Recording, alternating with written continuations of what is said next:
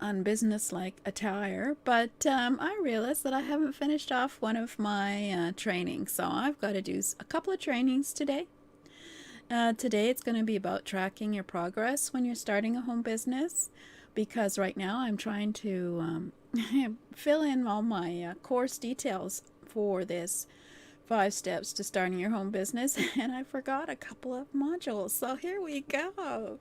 This is all about tracking your progress when you're starting a home business. So those of you who don't know me, I'm Jane Gardner. I work with my husband in a structural engineering firm, and it's always good to see who I am. And let's just go and get started on this. We're going to be talking about tracking your progress when you've started your home business. You start your home business and do like a trial, make an offer, see what happens. So let's go and start with the 5 steps to starting a home business. There are many moving parts, and I forgot a couple, so we're going to be doing them today. So we're going to be tracking your progress. So we're going to train on that. So let's see what we're going to learn. So we're going to be looking at the key metrics you need in order to monitor your progress and evaluate the success of what you're offering and what you're doing. So because you always want to make sure you're moving forward and achieving your goal. In the previous module, we discussed how you should try and do a trial offer or do a survey of your potential customers and see if they're interested. See if you can sell a couple of your product or service in order to validate the offer and see that people are interested.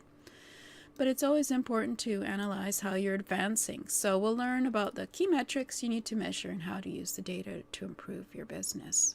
So let's get started. Without planning, you're lost. You can't plan for the future if you don't know where you are now. So we're going to look at 7 key metrics to measure. So 1, of course, is revenue. How much revenue you're going to be getting. So this measures how sales are developing over time. It helps you to see how likely you are to hit your forecasts because you've done a marketing plan in a previous episode, so you need to know what your patterns are. How are you going to capture your directional trends? Are you up and down? Or is it seasonal? So you're going to be doing this over a year probably and tease out possible problems. You might find that all your sales are at the seasonal holiday times, and so you've got to be able to know when these are. So what you need to do is to take your sales revenue from a month. Then obviously you want to do quarterly, then you multiple by 4, and for annual you multiple by 12. And check this out against your sales targets and your marketing plan that you have. In your marketing plan, the targets that you have. So that's what they call the revenue run rate. So you pick up patterns to see how your sales are doing within the year. There are a lot of companies where sales are most in the seasonal and holiday times. So you have to make sure you're aware of how that goes for you. And then you've got to look at your average revenue per user. So you want to see how much a customer usually spends with you. So you divide your total revenue by number of customers, either in a monthly or an annual time period. Depends which you're doing. If you're going to be looking at what you're doing in a month versus what you're doing in the year. So you've got to just figure out. It doesn't tell you about the quality of the sales. It doesn't tell you anything about how some customers are probably more valuable than others and spend more. You just need to look at how your sales break down by channel and customer type, so you can tease out trends and develop resources to optimize your income. And then you got to look at your customer acquisition cost, CAC, how much it costs you to attract each customer. So pick a specific time period, then divide your cost of marketing and sales by the number of customers you gained and see what is it going to be. For example, if you spend $1,000 to get 20 customers, your CAC is 50. A rising CAC can be a sign of trouble, but not if you've introduced a new product or service with much higher margins. Like most metrics, CAC can't be evaluated in a vacuum. It should be evaluated in conjunction with a number of other metrics. If the portion of spend to impact is not improving over time, you need to make some changes.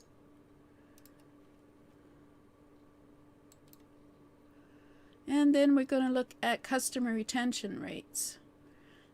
This metric is the percentage of customers who stay with you and the percentage who leave over a given time period. It's particularly relevant if you offer a subscription model like a monthly membership or an annual service package.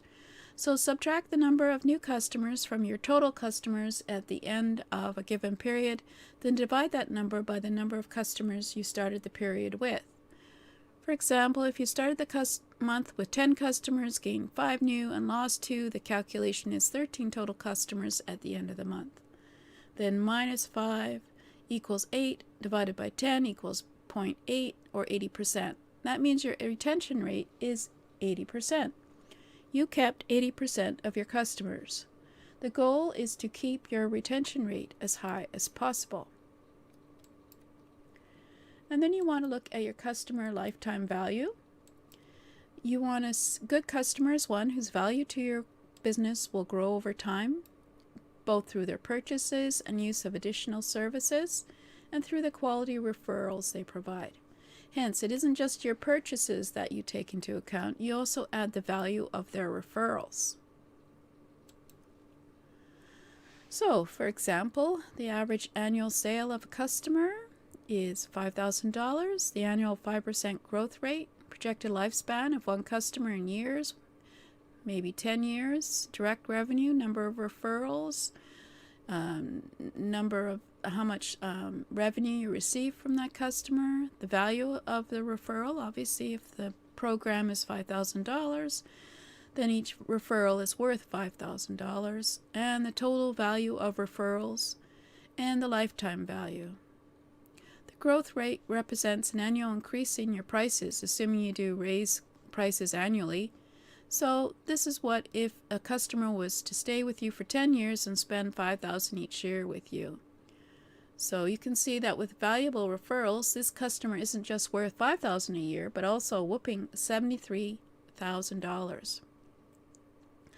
These may seem exaggerated to some or conservative to others. It doesn't matter what the actual figures are, but note the principle in terms of lifetime value. And then you have to look at your return on advertising spending. It's an investment and you want it to generate a return. So divide the sales generated by your advertising spending. So if you spent $15,000 on advertising, that resulted in $30,000 in sales, your ROI, is 2. You generated 2 for every one you spent. Dollars, of course. You also want to compare the ROA if you choose to use a variety of channels at once to see which of these channels are most effective. When you're starting out and have a limited advertising budget, it's best to start small. So we've got a couple more and then we'll be done. But these are all very valuable metrics that you need to know. So then, of course, there's the bottom line, the margin. Before you spend more, make sure your business is where you or your investors, if you have them, want it to be. There are many ways to calculate margin, but generally speaking, your revenue must exceed your cost of goods sold and your operating expenses. If it doesn't, then it's not time to increase your spending.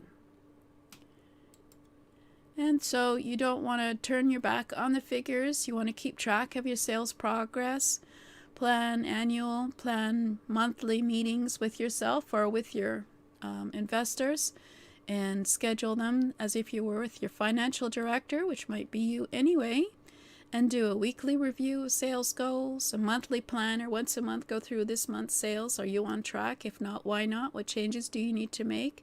Who can help you? Enter your results into a spreadsheet that records annual revenue and expenditures.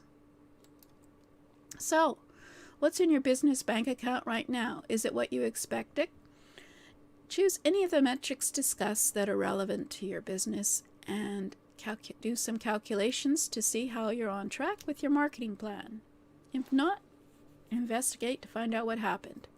So, this is how you track your progress, by using these 7 key metrics.